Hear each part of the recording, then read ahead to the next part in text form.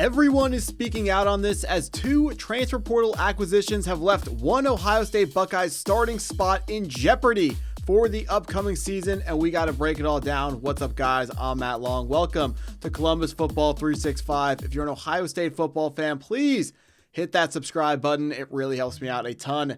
But let's jump right into the news for today. Ohio State, after starting slowly in the transfer portal, we really kicked it up a notch in the second week, picking up some wide receivers to help attack the attrition that we faced in that room. But there are two players that are now threatening the starting spot for a player who was on the roster for the 2025 season and the 2024 season. Let's jump into it. Coming from A to Z Sports, Brandon Inniss returns as the starting slot wideout for the Buckeyes, but there's no reason to believe that that spot should be safe with how 2025 went.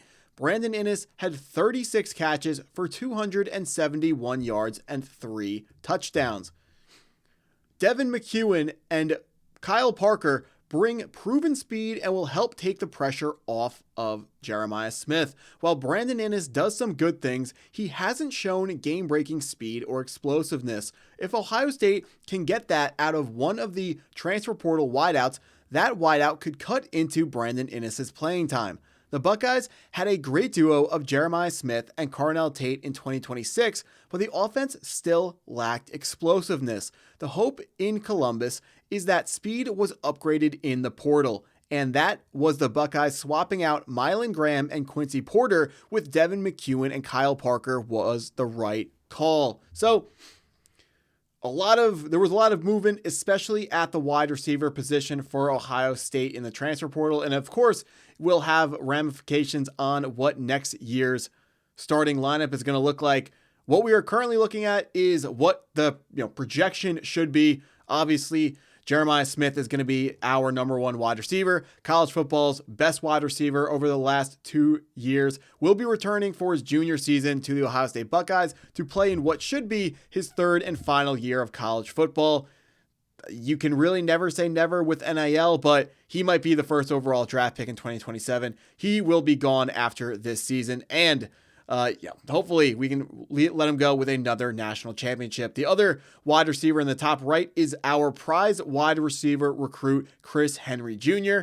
I always preach, make sure you don't push freshmen into the starting lineup if they're not ready for it. However, being completely objective, it is an easy projection to have Chris Henry Jr. projected as the other outside starting wide receiver outside of Jeremiah Smith.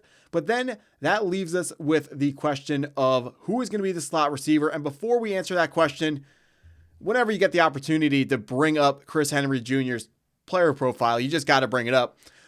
The number 3 wide receiver in the recruiting class, according to 24/7 Sports, a 5-star recruit rated as a 98. Just an absolutely insane prospect profile that I'm going to be bringing up every single time that I possibly can, because this guy is that exciting and this guy deserves it. A 6'5", 201-pound wide receiver. Guys, we are about to have 2 huge wide receivers on the outside of our offense for Julian Sayin to throw to. And it could get explosive, but to truly get explosive on the offense, especially the passing game, we are going to have to solve that slot wide receiver question. I'm not going to call it a problem. I will call it a question. So now let's enter the 2 transfer portal wide receiver pickups that Ohio State underwent. First, we saw, Devin McHune was the first pickup coming over from UTSA. That is the University of Texas, San Antonio. McHune is a shorter guy, which people usually like to associate the slot with short wide receivers. So if you see a shorter guy, they just go, oh, slot wide receiver. But it's really not that simple. It's more of a skill set thing, and Devin McHune certainly brings the correct skill set to the slot wide receiver position. If we want to take a look at what his statistics have been over the past couple seasons, he was able to build off of a decently strong 2024 with an even better 2025 season, which saw McHune playing in 12 games, catching 65 passes for 8 touchdowns and 726 yards. So this is a guy who knows how to get into the end zone. And you may argue he's playing up against the, Conference USA? that UTSA is in, whatever group of 6 conference that they're in, he's playing up against weaker cornerback competition, which is absolutely correct, but he also has weaker wide receivers to take the emphasis of the defense off of him, and his quarterback is, in theory, would be a worse quarterback getting him the football. So his stats are, should be better in theory with a Julian Sayin passing to him, but we'll see. You never know how someone will react to the jump in talent level that comes from a Power 6 jump up into the Power 4, especially one of the, actually right now, the premier conference in all of college football in the Big Ten. If you want to push back on the Big Ten being the premier college football conference, just look at the national championships. The SEC ain't there anymore, and it's definitely not the ACC. So going back to our thing that I had up before, so Devin McHune, one of our options for that slot spot over Brandon Inniss. I mean, both of these players coming in from the transfer portal, they are going to be competing with Brandon Inniss for that slot role. I don't want to make it sound like I'm assigning someone as the starter over Inniss. I'm just saying the conversation right now is, oh wait, Brandon Inniss, he was extremely highly regarded coming out of high school. We were expecting him to eventually come into his own as a full-time starting wide receiver for the Buckeyes and being a contributor at a high level, especially when you come in and you're the slot wide receiver and you're wearing 11 for Ohio State.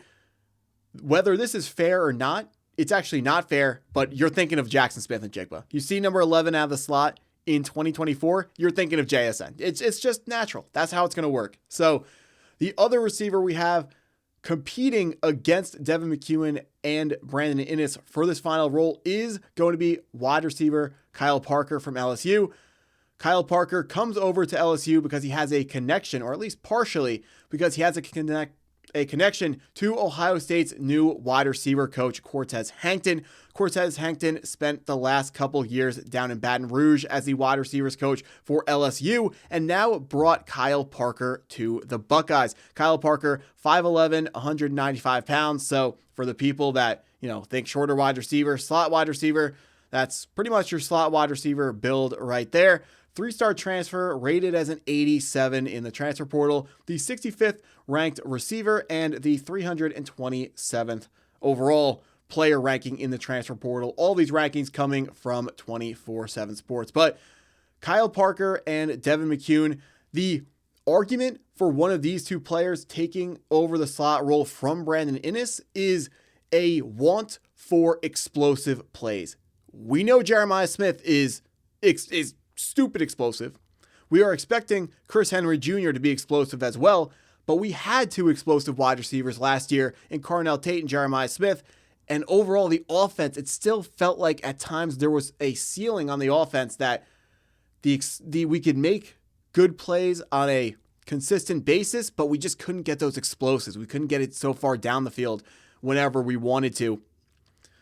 Kyle Parker and Devin McHune are expected to bring more explosives to the offense in a way that Brandon Inniss was not able to. Unfortunately, I still think Brandon Inniss has the talent to step up in this season and have really a true breakout season for him, as difficult as that would be having 2 other really highly talented wide receivers on the outside. But we know at Ohio State, at wide receiver U, more than other schools may understand, we know that even if you have 2 talented receivers on the outside, like a Garrett Wilson, maybe like a Chris Olave, your slot wide receiver can still stand out, can still be extremely productive. I believe was it 2022 that JSN outproduced the other guys? I believe it was 2022. Please correct me if I'm wrong on that in the comments, but your slot receiver can still outproduce those other guys, even if those other guys are extremely, extremely talented. So it's not over for Brandon Inniss, but it is a very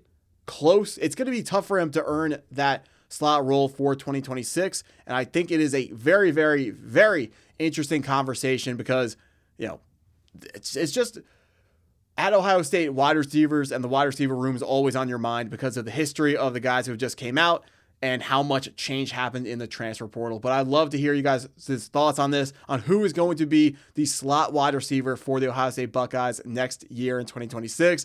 If you stuck around this long in the video, I appreciate you taking the time to watch the video all the way through. Please hit that like button if you haven't already. hit the subscribe button if you're new to the channel, and go Buckeyes.